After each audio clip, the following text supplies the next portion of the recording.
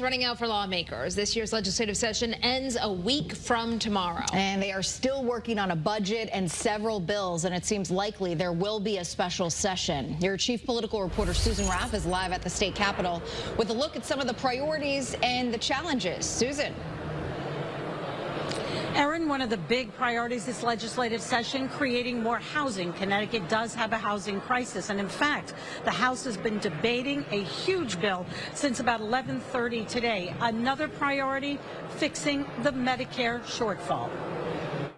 This is a subset of something called naturally occurring affordable housing. Today is round 2 on fixing Connecticut's housing crisis. There was recommendations in there specific to middle housing, right? A more moderate way to approach housing development. Legislation would relax zoning and parking requirements.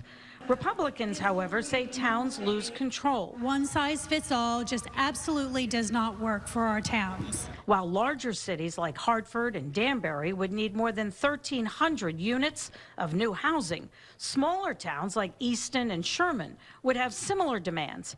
And all towns with 15,000 or more would need a fair rent commission. Fair rent commissions could be appropriate in certain communities, but in a town like mine that has very little rental units, it's another commission you're creating that is quite cumbersome. A priority this year for the governor and Democrats is helping working families afford childcare. They want the budget to include a $150 tax credit. Another priority, more funding to help towns pay for special education. Challenges this year, how to make up for a $300 million Medicaid deficiency. Disappointment is Medicaid. I wish we'd be able to go higher on Medicaid. We are above the governor's budget on our Medicaid number, but the uncertainty of Washington does cloud that a little bit, and we do expect to be back here at some point to revisit that issue.